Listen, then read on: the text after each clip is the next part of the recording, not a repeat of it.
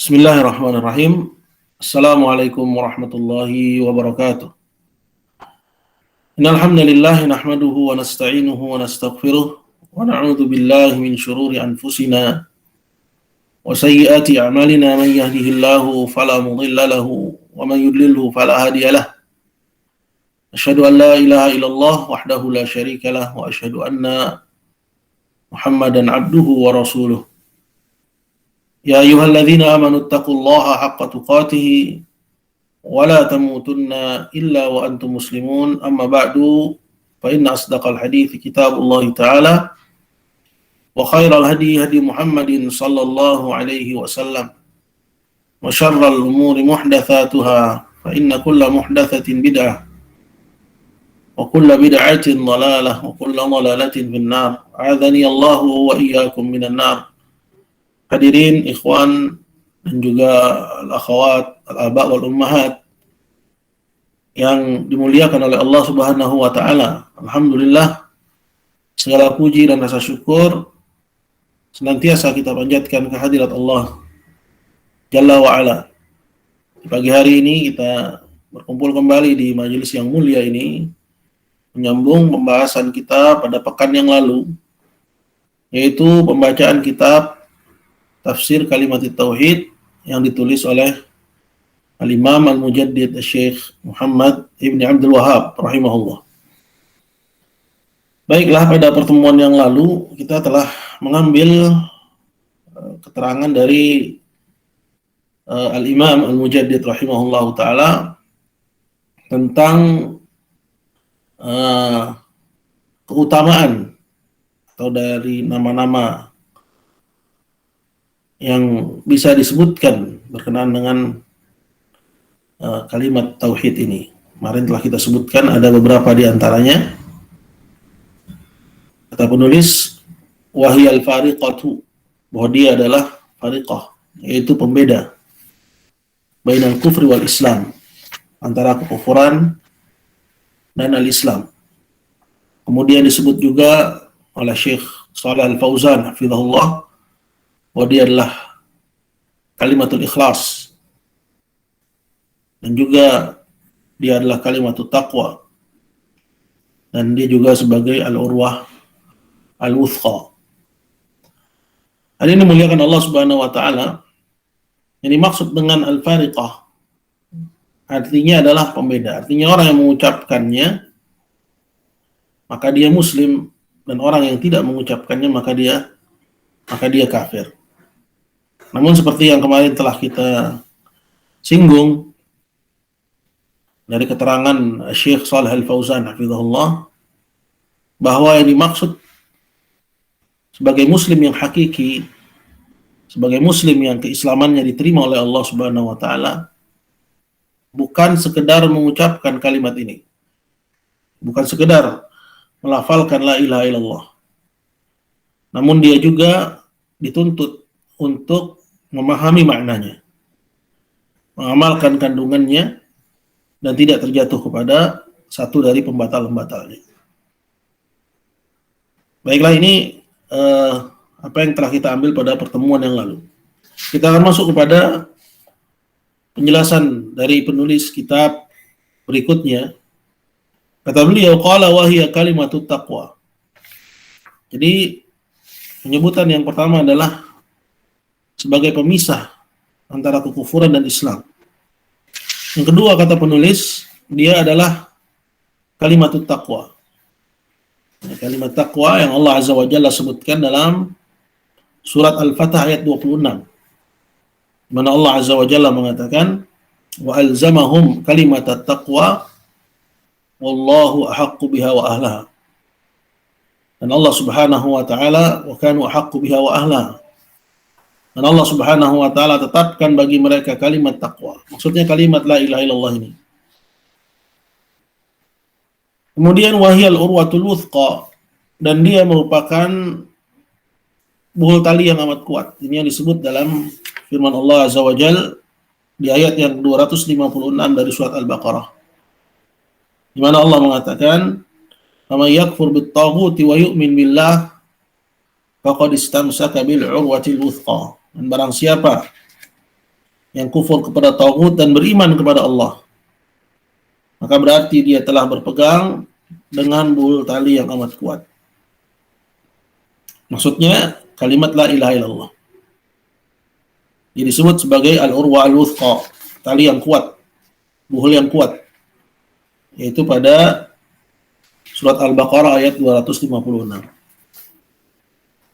Kemudian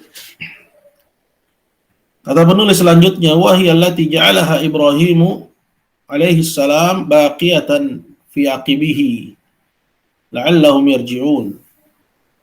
Dan dia juga kalimat yang dijadikan oleh Ibrahim alaihi salam tetap tinggal pada anak keturunannya agar mereka kembali.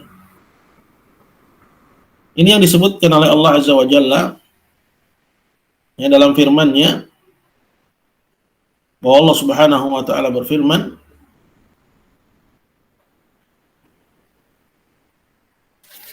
yaitu dalam surat Az-Zukhruf ayat 26 sampai 27.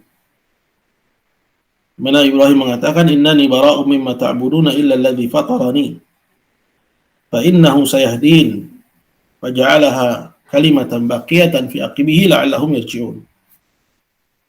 Ibrahim berkata kepada bapaknya dan kepada kaumnya, sesungguhnya aku ini bara', berlepas diri dari apa-apa yang kalian ibadahi, illa alladhi fatarani, kecuali yang menciptakan aku. Maksudnya kecuali Allah. Inilah kalimat la ilaha illallah. Fa innahu sayahdin, sesungguhnya dia akan menunjuki aku. Kemudian Ibrahim berkata, wa ja'alaha kalimatan baqiyatan fi aqibih. Lalu Ibrahim pun menjadikan kalimat la ilaha illallah ini sebagai kalimat yang tetap tinggal pada anak keturunannya, la'allahum yarji'un, agar mereka kembali. Apa maksud dari ayat ini? Maksudnya tidak ada satu generasi pun dari keturunan Ibrahim yang lepas dari kalimat la ilaha illallah ini. Artinya sekalipun misalnya di satu generasi itu mayoritasnya kufur kepada Allah, namun tetap ada dari anak keturunannya yang masih berpegang dengan kalimat la ilaha illallah sebagai tolak ukur kebenaran. Sehingga apabila mereka mau kembali, mereka masih bisa melihat pelita ini. Intinya dari ayat ini bahwa penulis menerangkan tentang nama-nama dari kalimat la ilaha illallah ini dan juga keutamaan dari kalimat ini. Jadi pada penamaan tersebut terdapat keutamaan. Dan yang terakhir, bahwa kalimat ini adalah kalimat yang diamanatkan tetap tinggal pada keturunan Ibrahim dan tidak pernah hilang sama sekali pada keturunannya.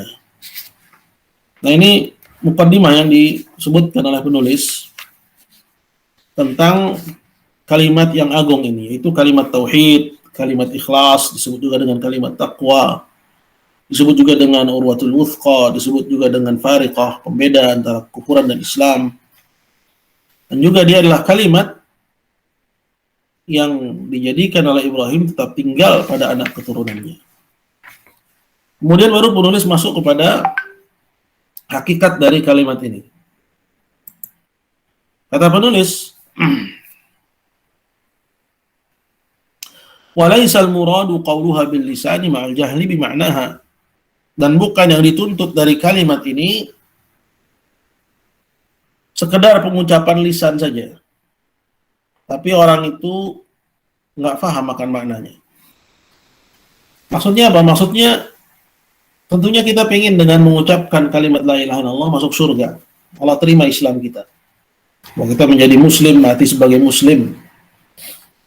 Tapi apakah yang diminta sekedar mengucapkannya, kemudian kita nggak paham maknanya, tidak mengamalkan kandungannya, kemudian perbuatan kita membatalkan kalimat ini? Bukan itu yang diminta. Jadi apa yang diminta? Kata penulis selanjutnya, fa'innal munafiqina yaqulunaha, Karena kalau yang diminta hanya mengucapkannya saja, sesungguhnya orang-orang munafik di zaman Nabi sudah mengucapkannya. Wahum tahtal kuffar, tapi nasib mereka justru lebih parah, lebih jelek daripada orang-orang kafir. Fiddarkil asfali minan nar, di lembah yang paling dalam dari neraka. Nah ini mari kita perhatikan baik-baik di sini, khususnya pada teman-teman yang baru bersentuhan dengan pembahasan tauhid. Kita dulu menganggap cukup, yang penting saya mengucapkan la ilaha illallah. Tapi dia nggak paham apa maknanya. Sehingga ya boro-boro, ya ini nggak tahu nih bahasa Malaysia boro-boro apa. Ya, dia nggak paham maknanya. Apalagi sampai mengamalkan kandungannya. Jadi di sini kita akan melihat bahwa kalau yang diminta dari kita hanya ucapan lisan, hanya mengucapkan la ilaha illallah. Lantas apa bedanya kita dengan orang-orang munafik di zaman Nabi yang mereka juga mengucapkan la ilaha illallah, kemudian mereka tidak mengamalkannya. Padahal orang-orang munafik di zaman Nabi nasibnya lebih buruk daripada orang-orang kafir. Kata Allah Jalla wa'ala dalam Al-Quran, innal munafiqina fid-darkil asfali minan nar walan tajida lahum nasira. Sesungguhnya orang-orang munafik tempatnya adalah di neraka Jahannam yang paling dalam. Dan kamu Muhammad tidak akan dapati bagi mereka seorang pun penolong. Orang munafik adalah orang yang menampakkan Islam. Ya, jadi zahirnya dia kelihatannya sebagai muslim. Semua dari apa yang dilakukan oleh orang Islam, orang munafik melakukannya. Artinya nggak kelihatan dari mereka kekufuran. Tidak kelihatan dari mereka pembangkangan kepada Islam. Sehingga lisannya mengucapkan la ilaha illallah. Namun dadanya menyembunyikan kekufuran. Jadi menampakkan Islam, menyembunyikan kekufuran. Inilah orang munafik. Dan begitulah orang-orang munafik di zaman Nabi SAW. Ya, orang-orang yang bermuka dua. Nafuqa, diambil dari kata nafuqa, yaitu lubang yang memiliki dua pintu. Masuk dari satu lubang, keluar dari lubang yang lain. Dari satu lubang dia menampakkan Islam. Di belakang dia sembunyi-sembunyi, ya, menyembunyikan kekufuran kepada Allah Subhanahu wa taala. Intinya bahwa orang munafik lisannya mengucapkan la ilaha illallah. Nah, sekarang banyak orang yang mengaku muslim, mereka juga mengucapkan la ilaha illallah. Namun mereka jahil akan maknanya, tidak paham akan maknanya. Lantas apa bedanya kalau begitu keadaannya antara dia dengan orang-orang munafik yang sama-sama hanya mengucapkan la ilaha illallah dengan lisan. Ya, sedangkan orang munafik seperti kata Allah, nasibnya lebih buruk daripada orang-orang kafir. Selanjutnya kata penulis, qala ma'akaunihim yusallun wa yatasaddaqun. Ditambah lagi orang-orang munafik, mereka mengerjakan sholat. Kaum muslimin sholat, mereka sholat. Wa yatasaddaqun, dan mengerjakan sedekah. Kaum muslimin sedekah, orang munafik sedekah. Kaum muslimin berjihad, orang munafik berjihad. Ya, kaum muslimin cinta kepada nabinya, orang munafik menampakkan kecintaan kepada nabi. Karena itulah hakikat dari nifak. Nggak kelihatan, ya, pembangkangannya, nggak kelihatan penolakannya. Tapi banyak dari orang yang mengaku muslim di zaman ini mengucapkan la ilaha illallah, kaum muslimin sholat, mereka nggak sholat. Kaum muslimin bayar zakat, mereka menolak membayar zakat. Kaum muslimin menampakkan kecintaan kepada Nabi, mereka malah menampakkan permusuhan kepada Nabi. Jadi ini bahan pertimbangan kita, bahan penilaian kita. Kembali kepada pembahasan. Jadi dari sini kita tahu nggak cukup hanya pengucapan ya lisan kita melafalkan la ilaha illallah. Apakah itu cukup? Jawabannya belum cukup. Ya, alasannya tadi, kalau hanya mengucapkannya cukup, berarti orang munafik muslim. Berarti orang-orang munafik muslim. Padahal Allah bilang, tempat mereka di lembah yang paling dalam dari neraka jahanam. Kalau dengan lisan saja tidak cukup, maka apa yang dimaukan dari kalimat la ilaha illallah ini? Kata penulis, qala walakinnal muradu qauluha. Yang dituntut adalah mengucapkannya ma ma'rifatiha bil qalbi, disertai dengan pengenalannya dengan hati.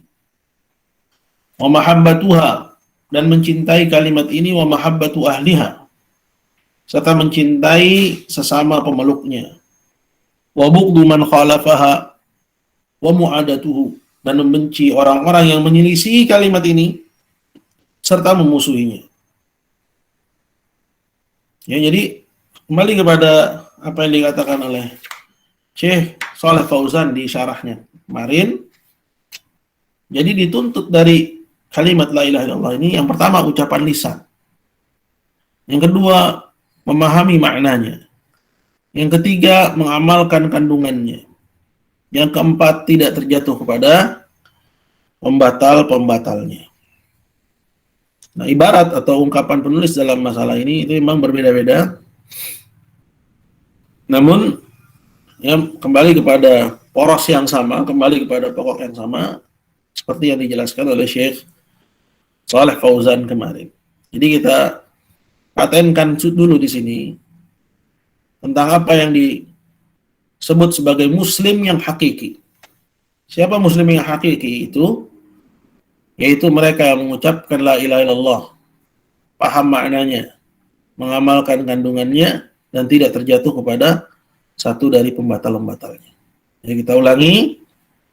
Yang pertama, lisannya mengucapkan, ya, nggak menolak. Ya. Yang kedua, memahami apa yang dia ucapkan dengan benar, dengan pemahaman yang benar. Yang ketiga, ya, perbuatannya mengamalkan apa yang terkandung pada apa yang dia ucapkan itu dari kalimat la ilaha illallah. Kemudian yang terakhir, dia tidak terjatuh kepada satupun dari pembatal-pembatal la ilaha illallah. Hadirin dimuliakan Allah Subhanahu wa taala. Ini yang dituntut dari kalimat la ilaha illallah. Ya, sehingga kita pun tahu sekarang bahwa tidak cukup hanya mengucapkan lisan kemudian muslim. Kemudian seorang muslim di sisi Allah. Kalau muslim di hadapan manusia, cukup dia mengucapkan la ilaha illallah. Ya, selagi kita nggak melihat dia melakukan pembatal keislaman. Karena tidak apik juga kita mengorek-ngorek. Kamu tuh paham nggak makna la ilaha illallah, kecuali dalam dars misalnya, dalam pelajaran seperti ini.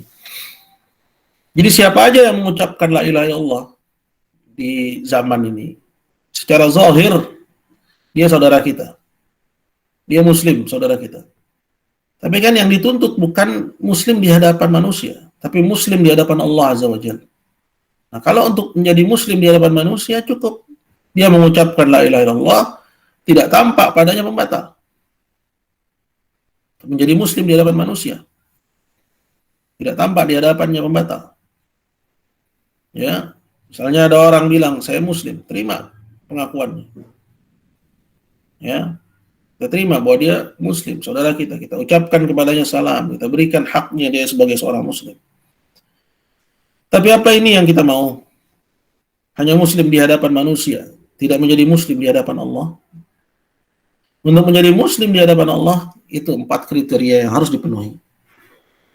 Mengucapkan la ilaha illallah, memahami maknanya, mengamalkan kandungannya, dan tidak terjatuh kepada salah satu dari pembatal-pembatal la ilaha illallah.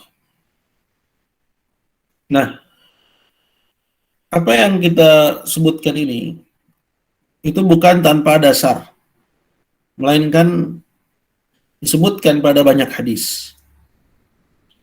Di antaranya berkata penulis melanjutkan, kama qala Nabi sallallahu alaihi wasallam, man qala la ilaha illallah mukhlishan. Ya, sekarang kita masuk kepada dalil dari apa yang kita tegaskan di depan tadi. Bahwa tidak cukup hanya mengucapkan, tapi harus memahami, harus mengamalkan dan tidak terjatuh kepada hambatan. Apa dalilnya? Kata penulis seperti yang dikatakan Nabi dalam sebuah hadis, man qala la ilaha illallah mukhlishan. Barang siapa mengucapkan la ilaha illallah dan dia ikhlas, itu dia hanya mengharap wajah Allah Subhanahu wa taala. Artinya nggak cukup hanya ucapan. Tapi dituntut di samping ucapan itu dia harus ikhlas dalam mengucapkannya. Apa maksudnya ikhlas? Ikhlas lawan dari syirik, yaitu dia hanya mengharap wajah Allah Azza wa Jalla, hanya mengharap ganjaran di akhirat saja. Wa fi riwayatin, dan dalam riwayat yang lain, khalisan min qalbih, dia ikhlas dari dalam dadanya. Ini sama ya, maksudnya di samping ucapan la ilaha illallah, hatinya harus ikhlas hanya mengharap wajah Allah. Wa fi riwayatin, dan dalam riwayat yang lain, shadiqan min qalbi, jujur dari dalam dadanya. Artinya apa? Artinya tidak cukup hanya ucapan la ilaha illallah tanpa kejujuran. Apa maksudnya jujur di sini? Jujur lawannya dusta. Artinya dia tidak mengucapkan la ilaha illallah itu karena dusta. Melainkan jujur karena memang dia bersaksi tidak ada yang berhak diibadahi kecuali Allah. Kesimpulannya apa? Poinnya apa? Poinnya tidak cukup hanya mengucapkan la ilaha illallah. Tapi disyaratkan tadi yang pertama apa? Harus ikhlas. Disyaratkan yang kedua harus jujur. Dan dalam hadis yang lain, man qala la ilaha illallah wa kafara bima yu'badu min dunillah. Barang siapa mengucapkan la ilaha illallah dan dia kufur, dia ingkar terhadap apa-apa yang diibadahi selain Allah. Ya, poinnya sama, bahwa tidak cukup hanya mengucapkan la ilaha illallah. Tapi yang pertama tadi disuruh, di samping mengucapkan la ilaha illallah, dia harus ikhlas. Yang kedua, di samping mengucapkan la ilaha illallah, dia harus jujur. Yang ketiga, di samping mengucapkan la ilaha illallah, dia harus kufur kepada apa-apa yang diibadahi selain Allah. Ya. Di sini penulis hanya memberi isyarat. Ya, bahwa tidak cukup hanya ucapan la ilaha illallah tanpa disertai dengan apa yang disebutkan tadi. Dan apa yang disebutkan tadi itu disebut oleh para ulama sebagai syurutu la ilaha illallah. Sebagai syarat-syarat la ilaha illallah. Jadi ada syarat-syarat ya, yang harus dipenuhi. Ya, agar la ilaha illallah yang kita ucapkan itu sah di sisi Allah Azza wa Jalla. Dan para ulama menyebutkan syarat la ilaha illallah itu ada 8. Ada 8 syarat. Dan di sini penulis hanya menyebutkan ada 3. Karena beliau di sini hanya memberi isyarat. 8 syarat tersebut yang pertama adalah ilmun. Ya, dia harus paham. Yakinun, yang kedua yakin, dia harus meyakini kebenaran la ilaha illallah. Ya, dan selainnya adalah batil. Wa ikhlasun, dan dia harus ikhlas, artinya dia harus hanya mengharap wajah Allah. Wa sidqun, yang keempat adalah dia harus jujur, artinya dia mengucapkannya bukan ya dusta. Ya. Kemudian yang kelima, mahabbatun, kecintaan, dia harus mencintai kalimat la ilaha illallah dan sesama pemeluk la ilaha illallah. Yang keenam, wangkiyadun, dia harus tunduk kepada kandungan dari la ilaha illallah. Tidak boleh menolaknya. Yang ketujuh adalah qabulun, yaitu menerima ya konsekuensi yang ada pada kalimat ini. Ya, berupa beriman kepada Allah dan kufur kepada tauhid. Kemudian yang kedelapan adalah ya, dia harus kufur kepada apa saja yang diibadahi selain Allah. Ya. Nanti pembahasan tentang syarat la ilaha illallah ya ini disendirikan. Adapun di sini penulis hanya memberi isyarat ya kepada apa yang sudah disebutkan di awal. Bahwa adanya syarat-syarat la ilaha illallah ini itu adalah dalil bahwa seorang nggak cukup hanya pengucapan lisan. Hanya mengucapkan la ilaha dengan lisan misalnya. Tapi dituntut ya 8 tuntutan. Ya, dia harus yakin, dia harus mengetahui, yakin, ikhlas, jujur, cinta. Dia harus tunduk dan menerima serta kufur kepada apapun yang diibadahi selain Allah. Tapi di sini penulis hanya menyebutkan 3 sebagai isyarat. Ila ghairi dzalika min al-ahadits. Karenanya beliau berkata selanjutnya dan yang lain sebagainya dari hadis-hadis adalah ala jahalati aktsarin nas bi hadhil kalimah. Dari hadis-hadis yang menunjukkan bahwa mayoritas orang itu jahil, tidak mengerti akan hadhihi syahadah, akan kesaksian ini, itu akan ya syahadat la ilaha illallah ini. Karena kebanyakan orang menyangka bahwa cukup baginya hanya mengucapkan la ilaha illallah. Namun kenyataannya tidak cukup. Ya, dia harus paham, dia harus yakin. Ya, dia harus ikhlas, dia harus jujur, dia harus mencintainya, tunduk dan menerima. Serta dia juga harus mengingkari apa-apa yang diibadahi selain Allah Subhanahu wa taala.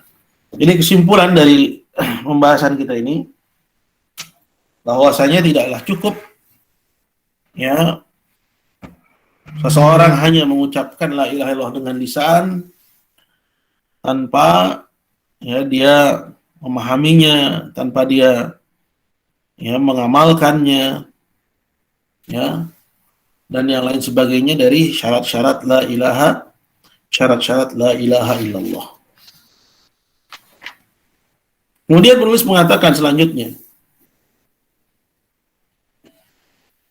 fa'lam anna hadhil kalimah nafyun wa itsbatun. Sekarang kita akan masuk kepada intisari dari makna la ilaha illallah. Maka ketahuilah ya bahwasanya kalimat ini, yaitu kalimat la ilaha illallah ini, dia terdiri dari 2 rukun, yaitu nafi dan itsbat. Nafi artinya menafikan, penolakan. Yang kedua adalah itsbat, yaitu penetapan. Kemudian beliau menerangkan apa yang dimaksud dengan nafi di sini.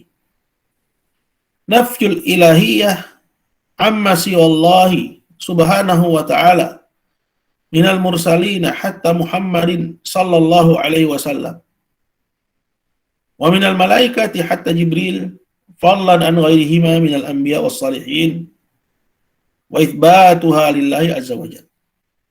Yang dimaksud dengan nafi artinya adalah menafikan, itu meniadakan. Meniadakan apa? Yaitu meniadakan ilahiyah. Apa itu ilahiyah? Yaitu meniadakan hak untuk diibadahi, hak untuk disembah. Amma siwallah, dari apapun selain Allah Subhanahu wa taala. Apa aja selain Allah ini? Minal mursalin, seperti misalnya para rasul, sekalipun rasul itu adalah Muhammad sallallahu alaihi wasallam. Wa minal malaikah, dan juga dari malaikat, sekalipun hatta Jibril, malaikat itu adalah Jibril alaihissalam. Jadi hak untuk diibadahi ini harus kita tolak. Ya, penolakannya dari dalam dada ini. Ya. Ini standar keimanan. Ya, bahwa hati kita meyakini bahwa para rasul, begitu juga sekalipun Muhammad sallallahu alaihi wasallam, tidak berhak terhadap ilahiyah, tidak berhak menerima peribadahan. Begitu juga para malaikat, ya, tidak berhak menerima peribadatan sekalipun dia Jibril. Ya, ini 2 penghulu. Yang pertama penghulunya manusia yaitu Nabi Muhammad, dan penghulunya para malaikat yaitu Jibril. Maka kalau dari yang paling utama ya tertolak ilahiyah itu, ya, bahwa mereka tidak berhak diibadahi, fadlan an ghairihima, apalagi selain keduanya, minal anbiya was salihin, dari para nabi dan orang-orang soleh. Artinya, ya, para nabi dan orang-orang soleh atau selain mereka, ya, siapapun itu, semuanya tidak berhak menerima ilahiyah, menerima ibadah, ya, harus kita nafikan, harus kita tolak, ya, dari mereka hak ilahiyah ini, hak untuk diibadahi ini. Ini dimaksud dengan nafi, ya, yaitu meniadakan hak diibadahi dari apapun selain Allah Subhanahu wa taala. Sedangkan yang dimaksud dengan itsbat adalah menetapkan ilahiyah, ya, menetapkan ilahiyah hanya untuk Allah Subhanahu wa taala. Inilah makna dari kalimat la ilaha illallah. Jadi artinya la ilaha ini nafi, meniadakan, ya, atau penolakan. La ilaha, tidak ada ilah. Ya, kita nafikan ilahiyah, hak untuk diibadahi, karena ilah itu artinya lah ma'bud bihaq, yang diibadahi dengan benar. Tidak ada yang berhak diibadahi, ya, dari siapapun, dari malaikat, dari nabi, malaikat sekalipun Jibril, nabi sekalipun Muhammad SAW, ini ditolak. Illallah, ini isbatnya. Jadi dia tetapkan ilahiyah, hak untuk diibadahi itu hanya untuk Allah Subhanahu wa ta'ala. Nah, kemudian kata penulis selanjutnya, idza fahimta dzalik, ya, apabila kamu telah memahami hal ini, ya, fata'ammal al-ilahiyah allati athbataha Allah ta'ala li nafsihi wa nafaha an Muhammadin wa Jibril wa ghairihima an yakuna lahum minha mithqala habbatin min khardal. Maka perhatikanlah hak untuk diibadahi ini yang Allah tetapkan itu hanya untuk dirinya. Kemudian dia nafikan dari Muhammad dan dari Jibril dan dari selain keduanya, dari bisa memiliki hak ibadah ini walau sebesar biji jagung. Ya, perhatikan hak ilahiyah ini. Bagaimana Allah tetapkan itu untuk dirinya, dan Allah tolak itu dari selainnya, sekalipun itu Muhammad, sekalipun itu Jibril, atau selain keduanya, dari bisa memilikinya walau hanya sebesar biji jagung. Ya, maka siapa saja yang memberikan ilahiyah kepada selain Allah, dia telah membatalkan la ilaha illallah. Ya, jadi ada yang dimuliakan Allah Subhanahu wa taala, kita berhenti sampai di sini. Ya, kita akan masuk kepada pembahasan yang berikutnya karena ini butuh waktu. Ya. Jadi di pertemuan kita pada pagi hari ini kita mengetahui bahwa tidak cukup la ilaha illallah itu hanya dengan pengucapan lisan. Ada syarat-syarat yang harus dipenuhi. Ada berapa? Semuanya ada 8. Ini insya Allah pembahasan khusus. Kemudian kita mengetahui, ya, siapa muslim yang hakiki itu, yang mengucapkan la ilaha illallah, kemudian memahami maknanya dengan benar, yang kita lagi bahas sekarang, kemudian mengamalkan kandungannya. Yang keempat, dan dia tidak terjatuh kepada pembatal-pembatalnya. Yang terakhir, bahwa la ilaha illallah terdiri dari 2 rukun, nafi dan itsbat, yaitu menafikan ibadah dari selain Allah. Itsbat artinya adalah menetapkan hak diibadahi itu semata-mata hanya milik Allah Subhanahu wa ta'ala. Ini yang bisa saya sampaikan. Jika ada pertanyaan, maka saya persilahkan.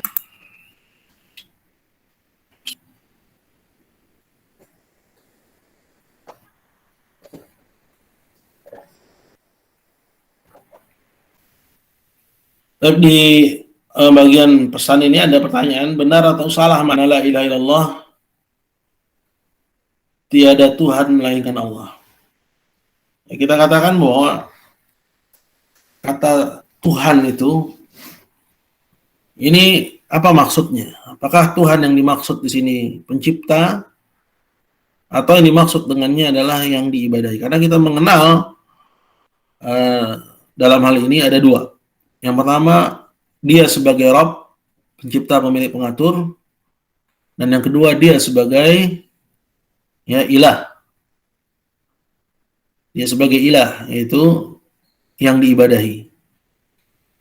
Kalau yang dimaksud dengan tidak ada Tuhan selain Allah, itu yang pertama, maka maknanya keliru.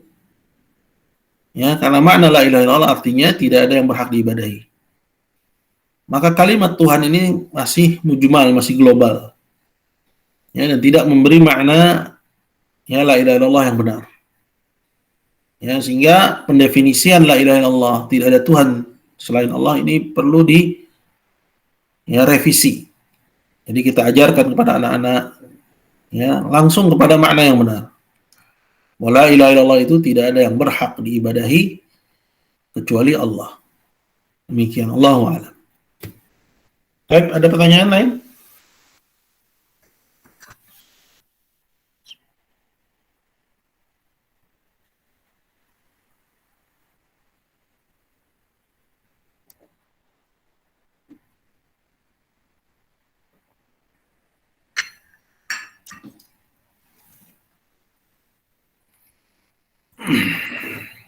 Rasanya sudah tidak ada soal, Ustaz. Belum ada soal ya? Baik, tidak apa-apa. Gimana, jadi kita akhiri kajiannya?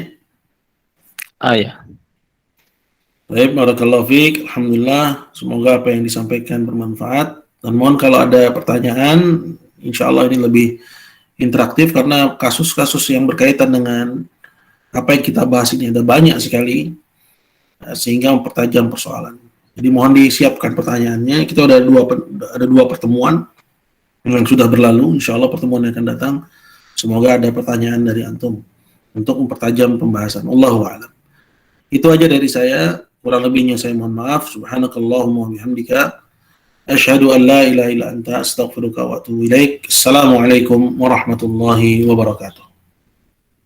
Waalaikumsalam warahmatullahi wabarakatuh. Jazakallahu khairan, Ustaz. Allah barik fiik.